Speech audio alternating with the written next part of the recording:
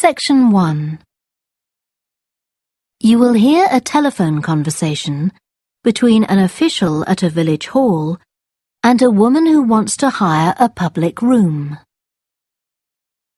First, you have some time to look at questions 1 to 6.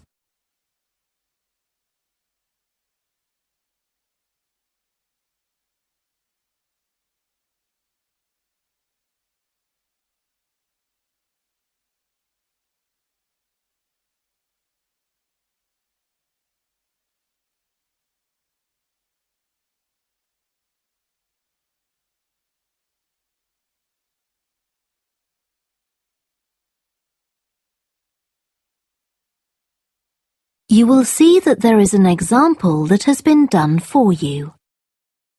On this occasion only, the conversation relating to this will be played first.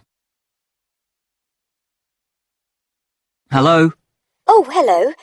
I wanted to inquire about hiring a room in the village hall for the evening of September the 1st. Let me just see. Yes, we have both rooms available that evening. There's our main hall, that's got seating for 200 people, or there's the Charlton room. The main hall seats 200, so 200 has been written in the space. Now we shall begin. You should answer the questions as you listen, because you will not hear the recording a second time. Listen carefully and answer questions 1 to 6.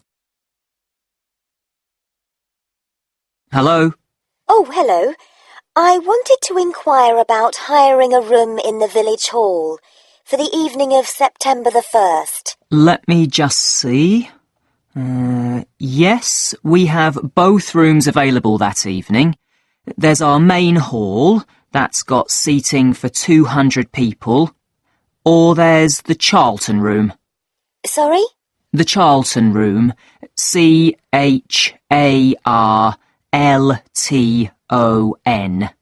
That's got seating for up to 100. Well, we're organising a dinner to raise money for a charity, and we're hoping for at least 150 people. So I think we'll go for the main hall. How much would that cost? Let's see. You wanted it for the evening of September the 1st? Yes, that's a Saturday. So from 6 p.m. to midnight, that'd be £115. That's the weekend price. It's £75 on weekdays. That's all right. And I have to tell you, there's also a deposit of £250, which is returnable, of course, as long as there's no damage. But we do insist that this is paid in cash. We don't take cards for that. You can pay the actual rent of the room however you like, though. Cash, credit card, cheque. Oh, well, I suppose that's okay. So, does the charge include use of tables and chairs and so on? Oh, yes. And what about parking? Yeah, that's all included. The only thing that isn't included is, you said you were organising a dinner? Yeah. Well, you'll have to pay extra for the kitchen if you want to use that. It's £25. It's got very good facilities, good quality cookers and fridges and so on. OK. Well, I suppose that's all right. We can cover the cost in our entry charges. Right, so I'll make a note of that. Now, there are just 1 or 2 things you need to think about before the event. For example, you'll have to see about getting a licence if you're planning to have any music during the meal. Oh, really? It's quite straightforward. I'll give you the details later on. And about a week or 10 days before your event, you'll need to contact the caretaker, that's Mr. Evans, to make the arrangements for entry. He'll sort that out with you. And do I give him the payment as well? No, you do that directly with me. Before you hear the rest of the conversation, you have some time to look at questions 7 to 10.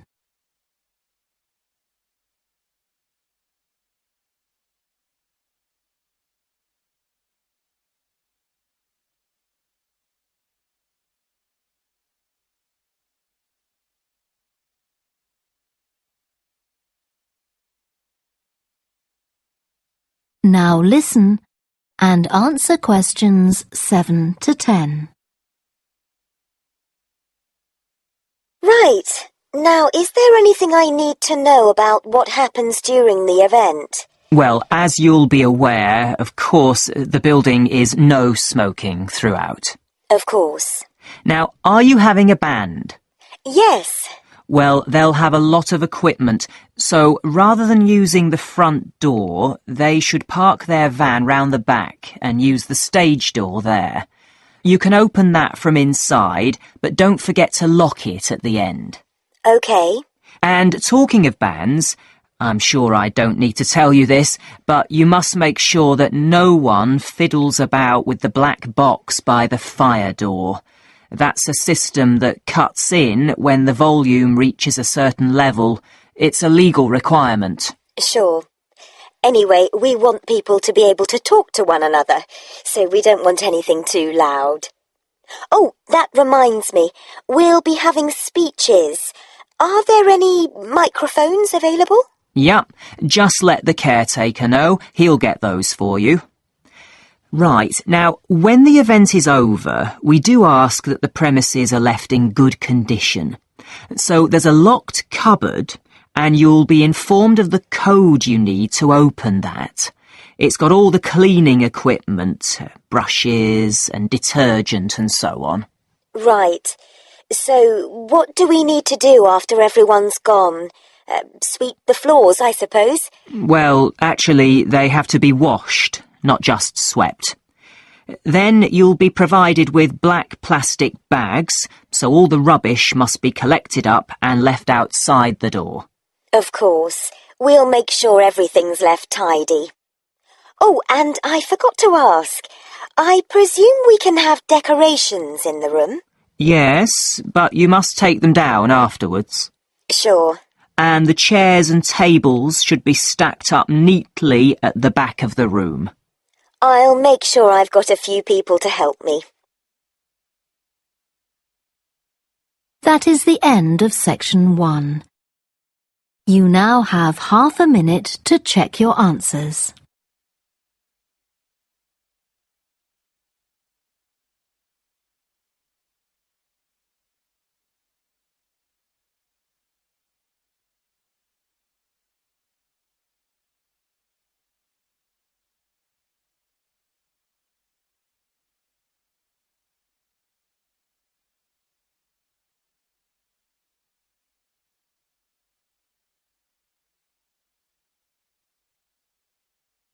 Now turn to section 2.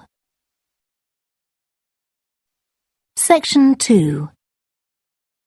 You will hear a guide talking to a group of visitors to a farm. First, you have some time to look at questions 11 to 14.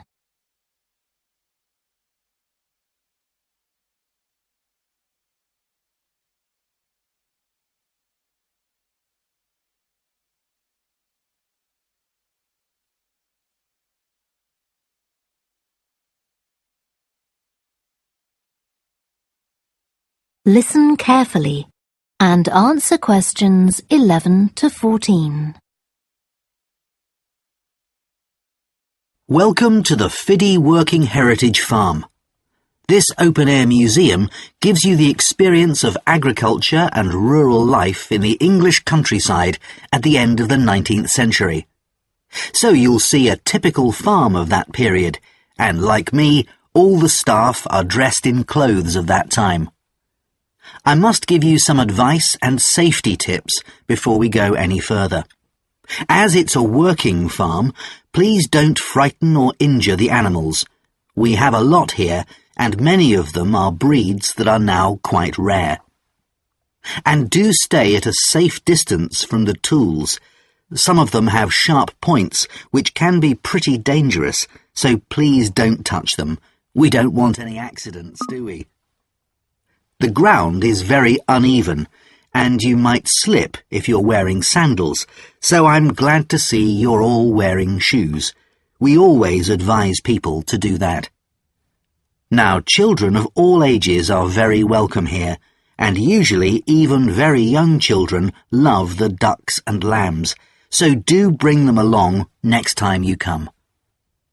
I don't think any of you have brought dogs with you, but in case you have, I'm afraid they'll have to stay in the car park unless they're guide dogs. I'm sure you'll understand that they could cause a lot of problems on a farm. Before you hear the rest of the talk, you have some time to look at questions 15 to 20.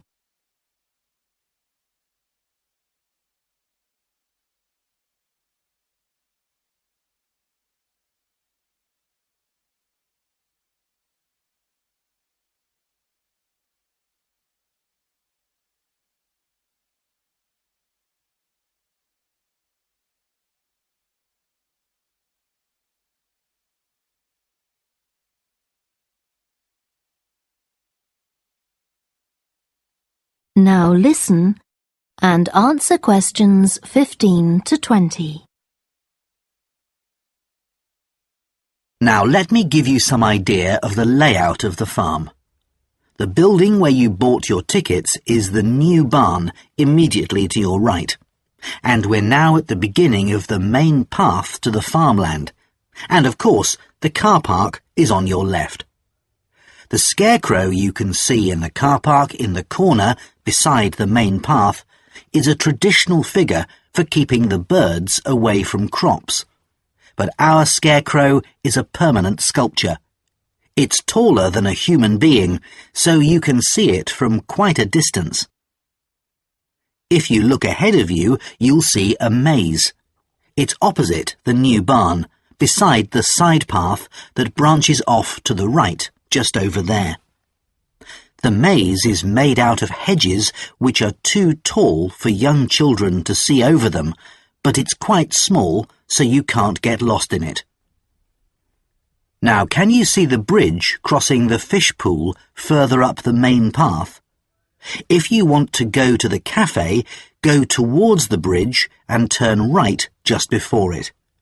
Walk along the side path and the cafe's on the first bend you come to. The building was originally the schoolhouse, and it's well over 100 years old.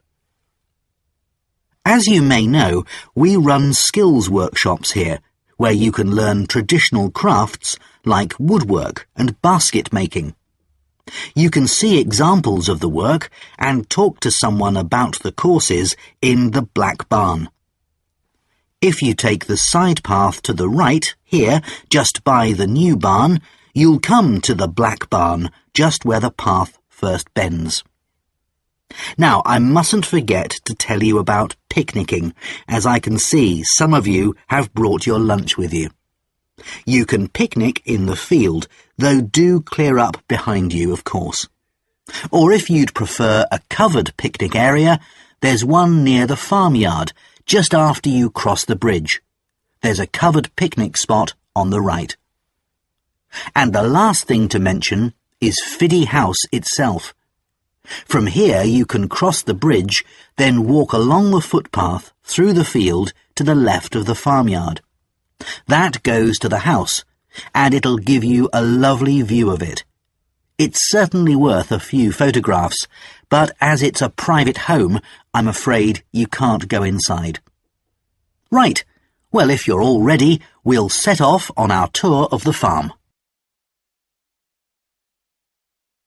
That is the end of section 2. You now have half a minute to check your answers.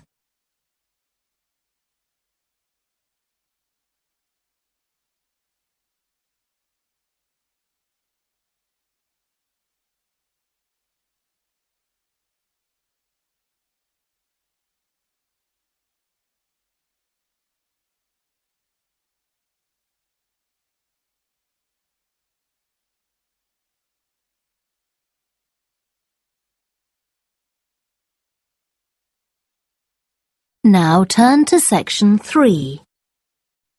Section 3.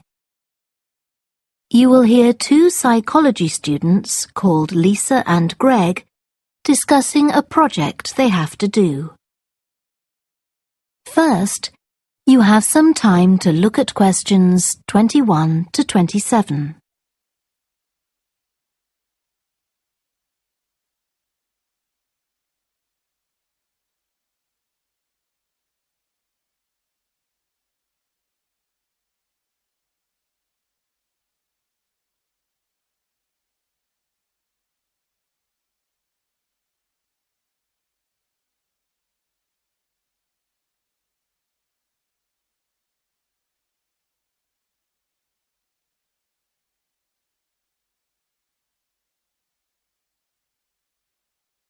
Now listen carefully and answer questions 21 to 27. OK, Greg, so I finally managed to read the article you mentioned, the one about the study on gender in physics. About the study of college students done by Akira Miyake and his team. Yeah, I was interested that the researchers were actually a mix of psychologists and physicists. That's an unusual combination. Yeah, I got a little confused at first about which students the study was based on. They weren't actually majoring in physics, they were majoring in what's known as the STEM disciplines. That's science, technology, engineering and math. Yes, but they were all doing physics courses as part of their studies. That's correct.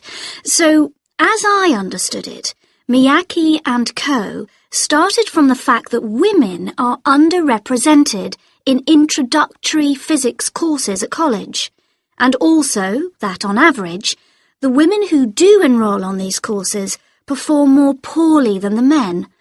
No one really knows why this is the case. Yeah, but what the researchers wanted to find out was basically what they could do about the relatively low level of the women's results. But in order to find a solution, they needed to find out more about the nature of the problem. Right. Now, let's see if I can remember. It was that in the physics class, the female students thought the male students all assumed that women weren't any good at physics. Was that it? And they thought that the men expected them to get poor results in their tests. That's what the women thought, and that made them nervous, so they did get poor results. But actually, they were wrong. No one was making any assumptions about the female students at all. Anyway, what Miyake's team did was quite simple, getting the students to do some writing before they went into the physics class. What did they call it? Values affirmation. They had to write an essay focusing on things that were significant to them, not particularly to do with the subject they were studying, but more general things like music or people who mattered to them. Right. So the idea of doing the writing is that this gets the students thinking in a positive way. And putting these thoughts into words can relax them and help them overcome the psychological factors that lead to poor performance. Yeah. But what the researchers in the study hadn't expected was that this one activity raised the women's physics grades from the C to the B range. A huge change. Pity it wasn't to an A, but still. No, but it does suggest that the women were seriously underperforming beforehand in comparison with the men. Yes. Mind you, Miyake's article left out a lot of details, like did the students do the writing just once or several times? And had they been told why they were doing the writing? That might have affected the results. You mean, if they know the researchers thought it might help them to improve, then they just try to fulfill that expectation? Exactly. Before you hear the rest of the discussion, you have some time to look at questions 28 to 30.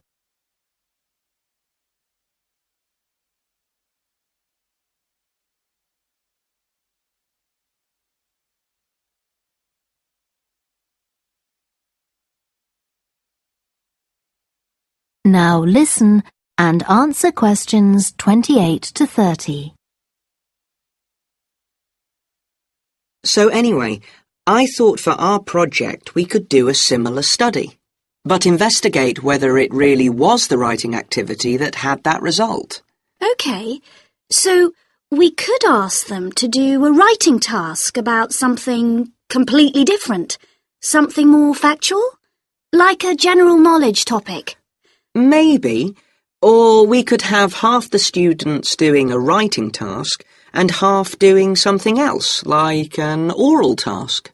Or even half do the same writing task as in the original research and half do a factual writing task. Then we'd see if it really is the topic that made the difference or something else. That's it. Good. So, at our meeting with the supervisor on Monday, we can tell him we've decided on our project. We should have our aims ready by then. I suppose we need to read the original study. The article's just a summary. And there was another article I read by Smolinski. It was about her research on how women and men perform in mixed teams in class, compared with single-sex teams and on their own. Let me guess. The women were better at teamwork. That's what I expected. But actually, the men and the women got the same results, whether they were working in teams or on their own. But I guess it's not that relevant to us. What worries me, anyway, is how we're going to get everything done in the time. We'll be okay now we know what we're doing. Though I'm not clear how we assess whether the students in our experiment actually make any progress or not. No, we may need some advice on that. The main thing's to make sure we have the right size sample, not too big or too small. That shouldn't be difficult. Right, what do we need to do next? We could have a look at the timetable for the science classes, or perhaps we should just make an appointment to see one of the science professors. That'd be better. Great. And we could even get to observe one of the classes. What for? Well, OK, maybe let's just go with your idea. Right, well, I think that's everything for now. That is the end of section 3. You now have half a minute to check your answers.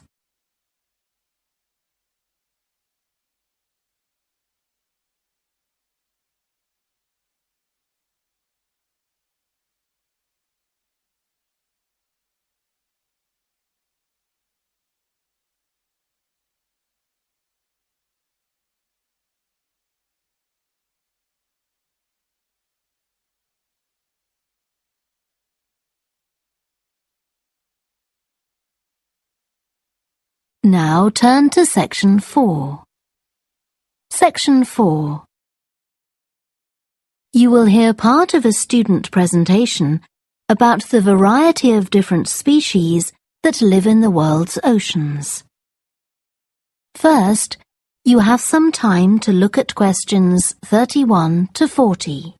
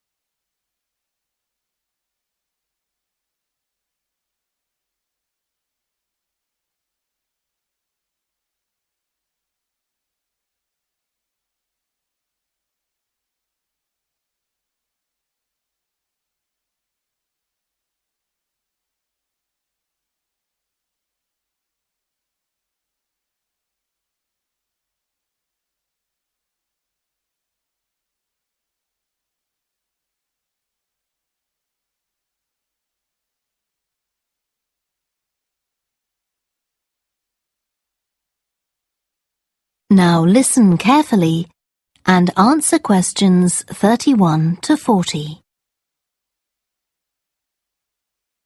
I've been looking at ocean biodiversity. That's the diversity of species that live in the world's oceans. About 20 years ago, biologists developed the idea of what they called biodiversity hotspots. These are the areas which have the greatest mixture of species. So, one example is Madagascar. These hotspots are significant because they allow us to locate key areas for focusing efforts at conservation. Biologists can identify hotspots on land fairly easily, but until recently, very little was known about species distribution and diversity in the oceans, and no one even knew if hotspots existed there. Then a Canadian biologist called Boris Worm did some research in 2005 on data on ocean species that he got from the fishing industry. Worm located 5 hotspots for large ocean predators, like sharks, and looked at what they had in common. The main thing he'd expected to find was that they had very high concentrations of food, but to his surprise, that was only true for 4 of the hotspots. The remaining hotspot was quite badly off in that regard. But what he did find was that in all cases, the water at the surface of the ocean had relatively high temperatures, even when it was cool at greater depths. So, this seemed to be a factor in supporting a diverse range of these large predators. However, this wasn't enough on its own, because he also found that the water needed to have enough oxygen in it. So these 2 factors seemed necessary to support the high metabolic rate of these large fish. A couple of years later, in 2007, a researcher called Lisa Balance, who was working in California, also started looking for ocean hotspots, but not for fish. What she was interested in was marine mammals, things like seals. And she found 3 places in the oceans which were hotspots, and what these had in common was that these hotspots were all located at boundaries between ocean currents.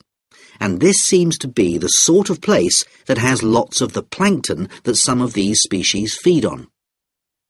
So now people who want to protect the species that are endangered need to get as much information as possible. For example, there's an international project called the Census of Marine Life. They've been surveying oceans all over the world, including the Arctic. One thing they found there, which stunned other researchers, was that there were large numbers of species which live below the ice, sometimes under a layer up to 20 meters thick. Some of these species had never been seen before. They've even found species of octopus living in these conditions. And other scientists working on the same project but researching very different habitats on the ocean floor have found large numbers of species congregating around volcanoes, attracted to them by the warmth and nutrients there.